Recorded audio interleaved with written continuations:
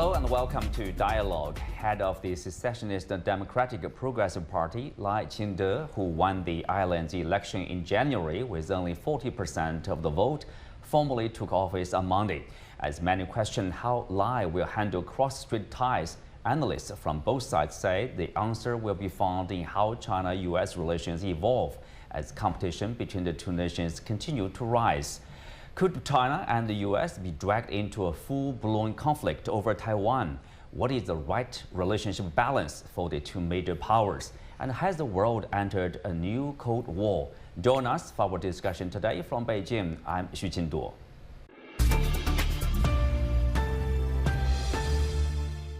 Joining me today is Zhou Bo, Senior Fellow at the Center for International Security and Strategy at Tsinghua University, who has recently published an in-depth piece on China-U.S. relationship in Foreign Affairs magazine.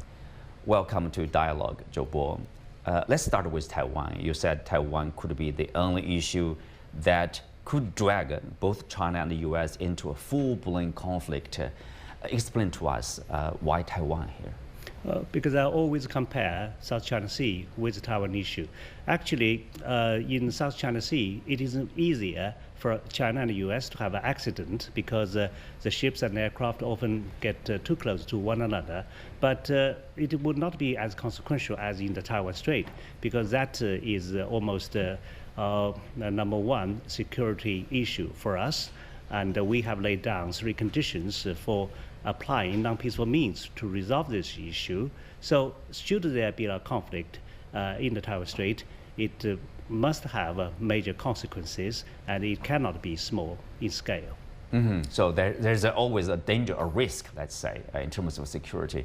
Of course, you know, this week started with this swearing ceremony of the Taiwan leader, Lai Ching-te, who is known as a pragmatic worker for Taiwan independence. In his speech, of course, a lot of people they were watching his speech. He said basically, you know, Taiwan is a sovereign state, and of course, he didn't use the word like you know, independent state or you know, two Chinas, but he did say People's Republic of China and Republic of China, or the official name of Taiwan, they are not subordinate to each other. Basically, he is saying two states, two Chinas here. Yeah. What's your take on that? Well, actually, his remarks were not shocking to me, but still I feel surprised, because I basically believe he and his predecessor, Taiwan, are birds of the same feather.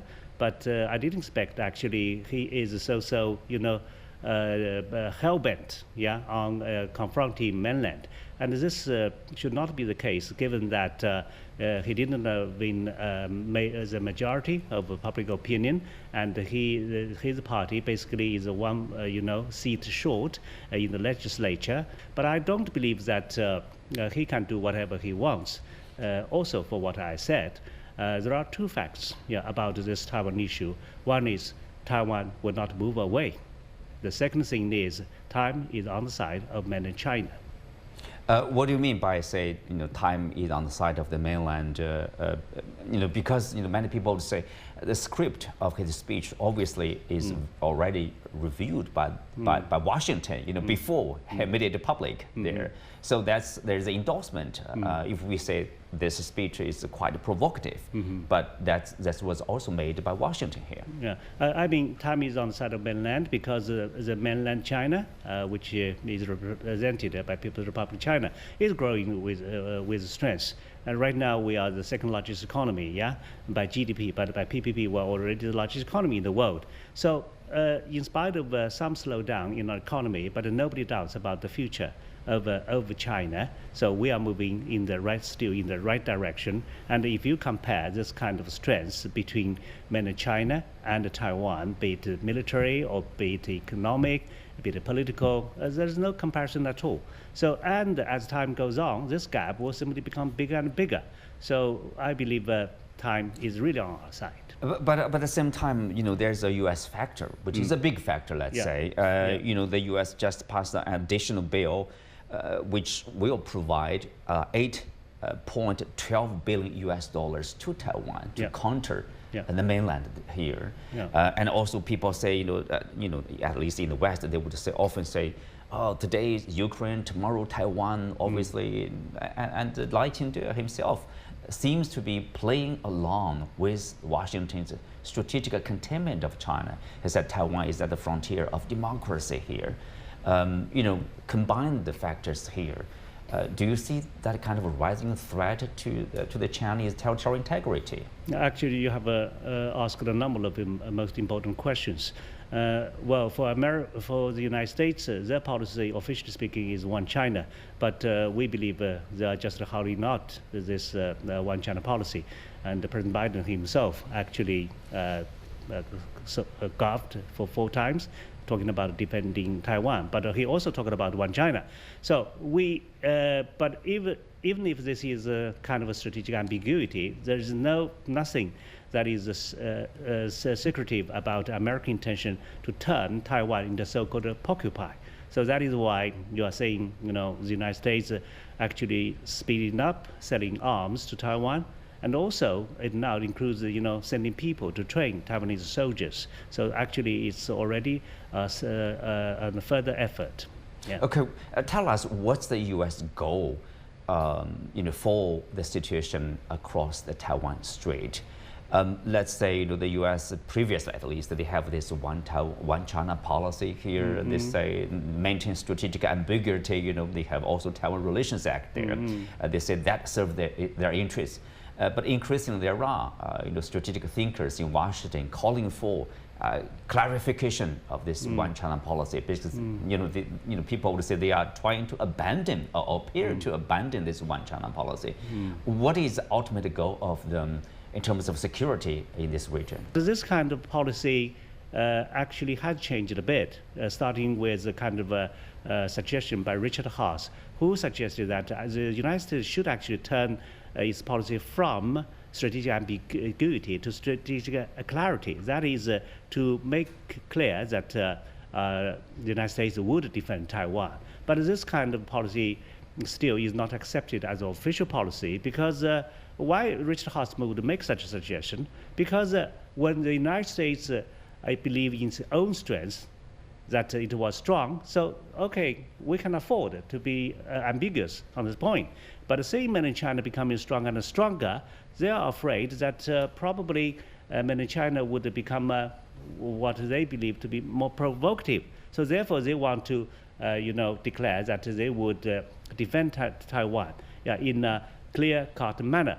But this is just a kind of academic proposal which is not accepted by the Biden administration, because some other scholars could counter-argue that if you make it clear, probably that will actually promote the Chinese mainland more.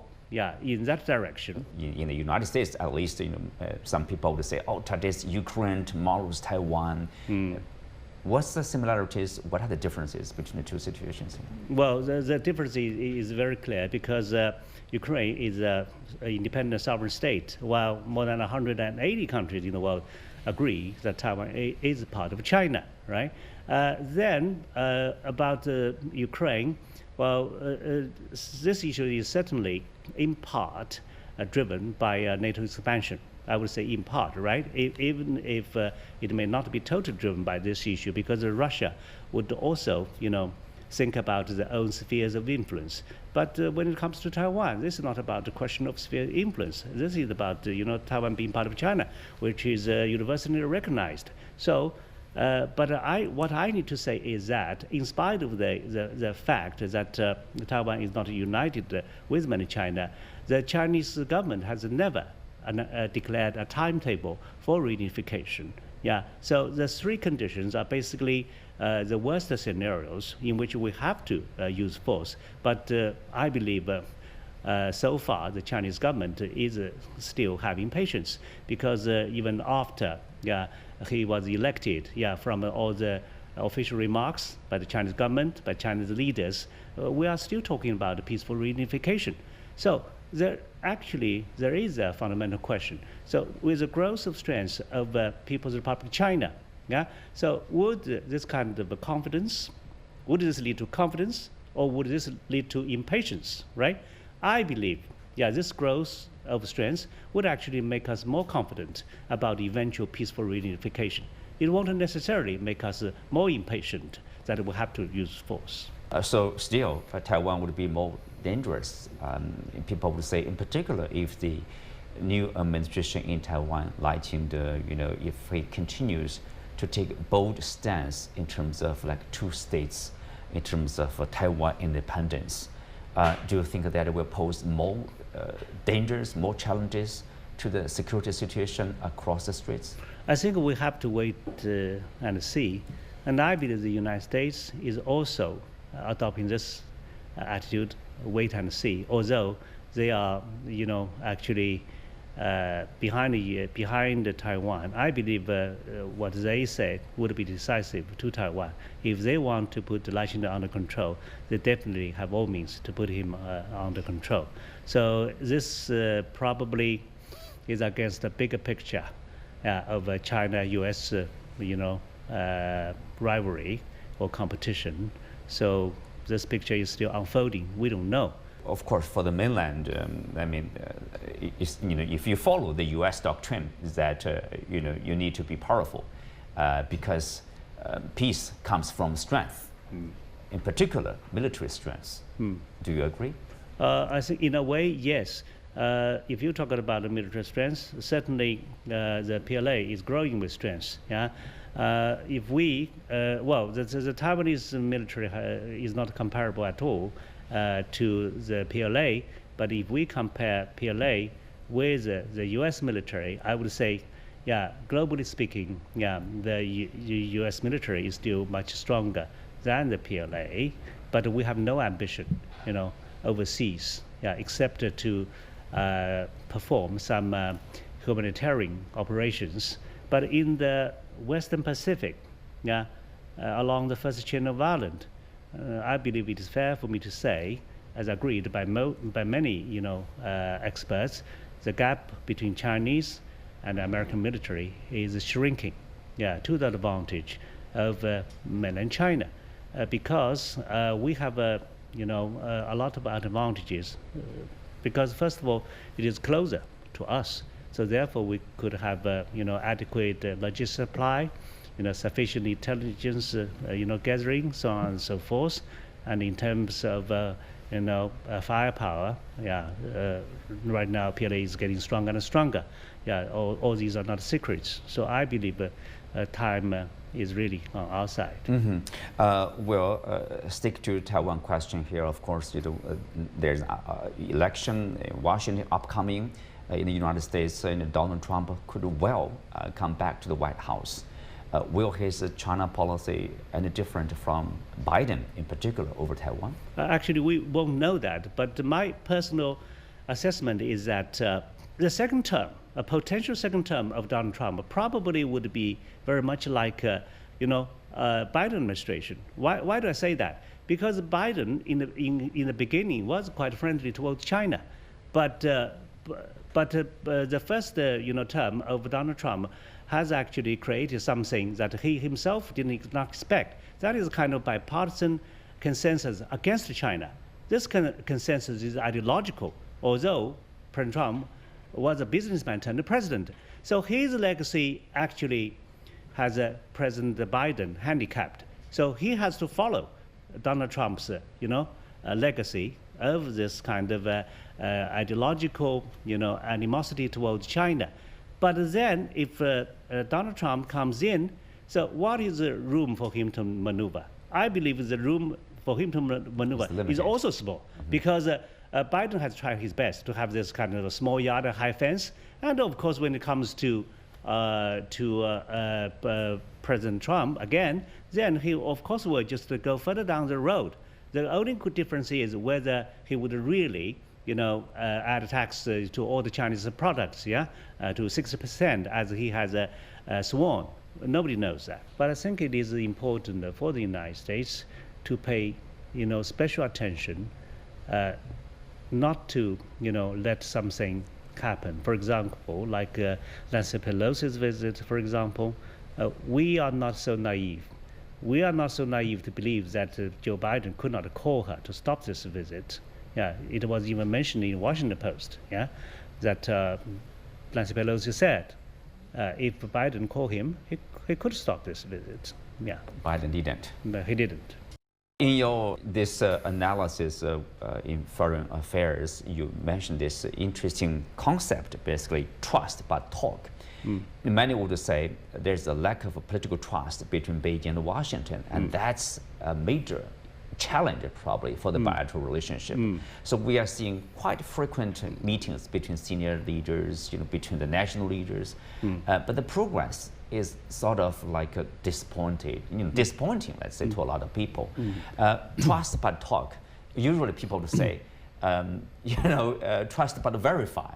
Tell us, where is this from? The old Cold War slogan is trust but verify. That means basically I don't trust you. So let's verify, and then through verification, I can have some trust in you. Yeah, but this is between two enemies, right? So my conclusion is somewhat different from most people who believe how important the trust must be. Therefore, it is a precondition. I think it is important, but it's not a precondition. Why? Because the lessons learned from the Cold War tells us exactly even enemies could have cooperation when necessary, because the United States and the Soviet Union had cooperation in making joint efforts in eradicating smallpox. Yeah. And it is through these joint efforts. So we do not have smallpox in human history. And they also made the peaceful joint exploration of outer space. And China and the United States are not even enemies. So theoretically, even, we have more room for cooperation. So this is what I've suggested. Trust but talk. Even if we do not have trust, we must talk to one another. And in fact, I don't believe that the two countries at the highest level or at the senior military level, have talked, as frequently as the enemies did during the Cold War. So we need to talk to one another, and this has to be institutionalized, and this has to be regularized.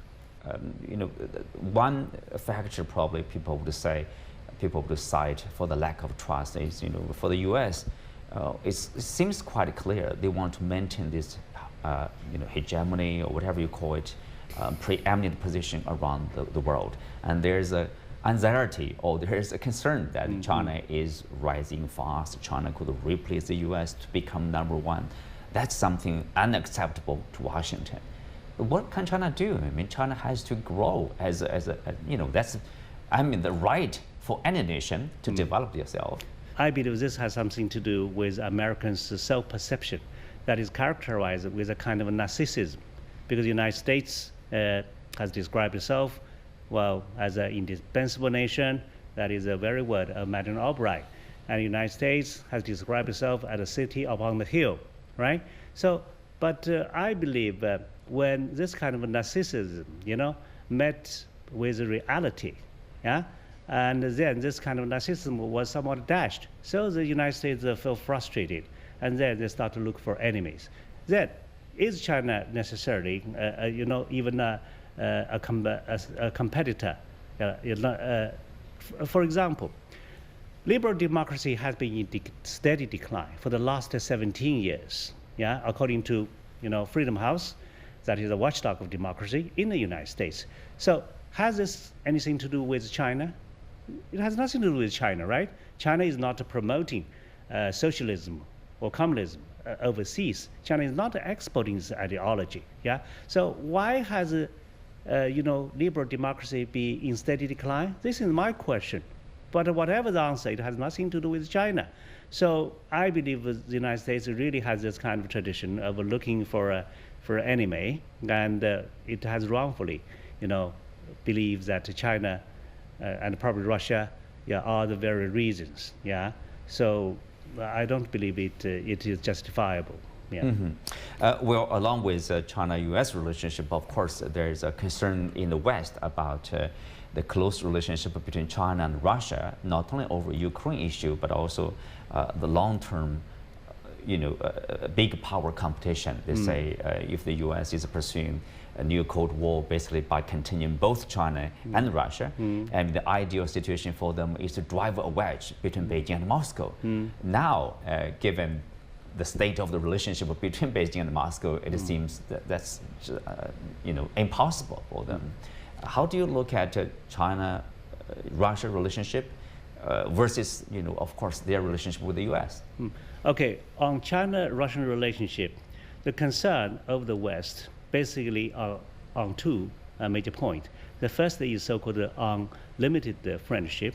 The second is China providing what they call dual-use technology or dual-use products, to Russia right now. Talking about the so-called unlimited friendship, my answer is very, very simple. This is exactly what I said, during the interview given by Financial Times. If I say I want to develop a good relationship with you, and then say, hold on for a moment, this relationship has to be limited. We should set a limit? It has to be limited in the first place. Won't you feel very much surprised? Yeah, it's strange, right?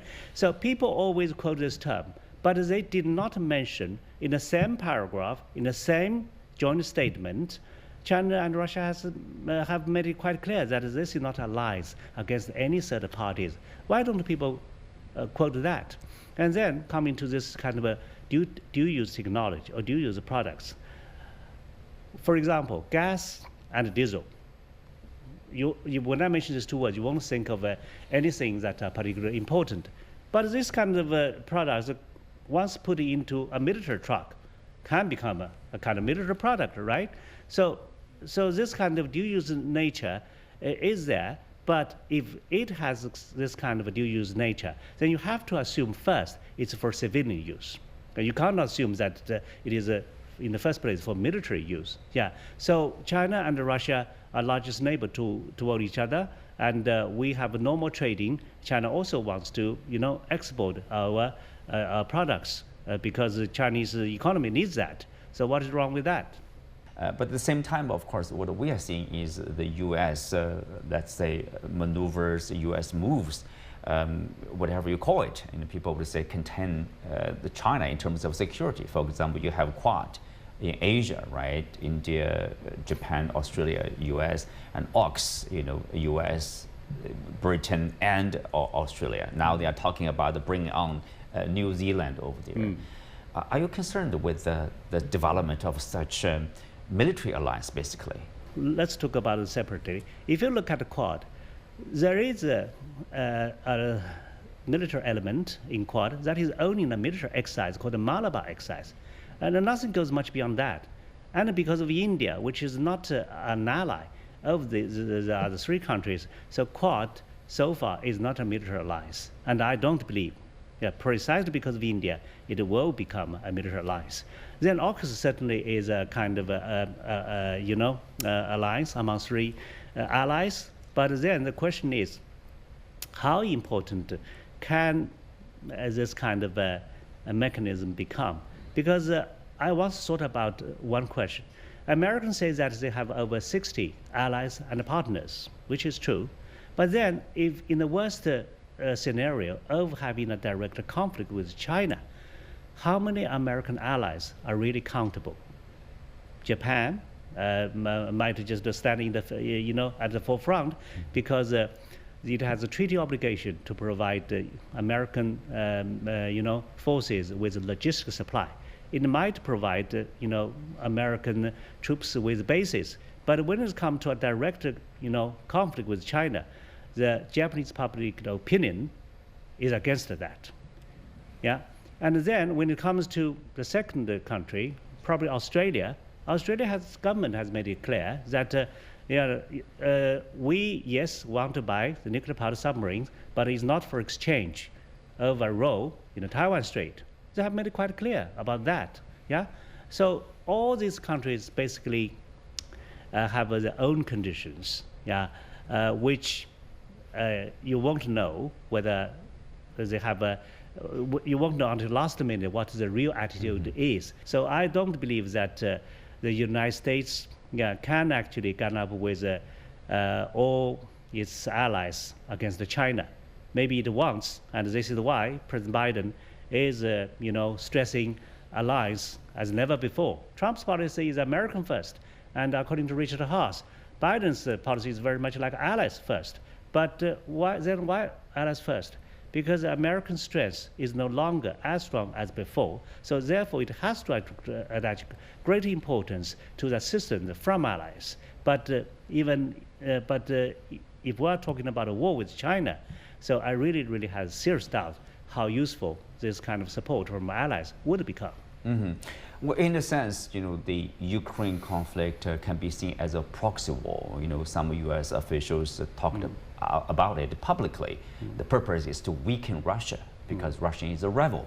And if they can achieve this goal of, let's say, Russian disintegration, breaking into small states, that would be ideal for some of the Western leaders. They talked about it publicly. Are you concerned about the possibility there will be a proxy war in Asia against China, either through, Taiwan island or through the Philippines, for example, in the South China Sea? Philippines has been pretty provocative toward the Chinese side. Well, I think Philippines is a very interesting country because the United States certainly has tried, to sweet talk the Philippines in opening 9 bases. Yeah, that could be extremely useful. Yeah, for the United States to strengthen its forward military presence. Yeah, in a worst scenario. Yeah, then. The question is, why would the Philippines government do that? I have no clear idea, but what I know is that they actually have also laid down some conditions for the United States to make use of these bases. For example, they cannot store ammunition there. For example, they cannot use these bases to launch attacks.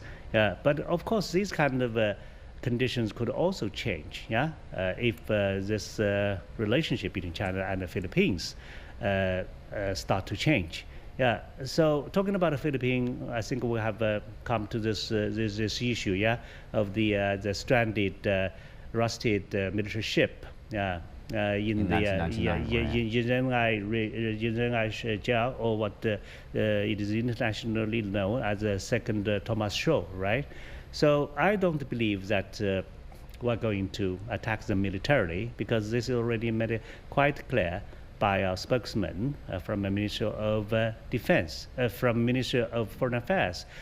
So long as they only provide food, water, and this kind of things to the mariners on board the ship, it's okay for us.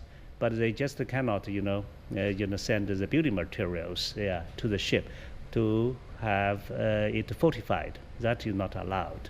So I believe, given the overwhelming strength on the Chinese side, we can actually resolve this issue. Probably the best way to resolve this issue is to let Mother Nature to resolve this issue with her so-called the force majeure. So one day it will be gone. It will be gone. Well, on that tone, we are coming to the end for today's discussion. Many thanks to Zhou Bo. You can also find us on the CGTN app or on YouTube. I'm Ching-te. Thanks for being with us. See you next time.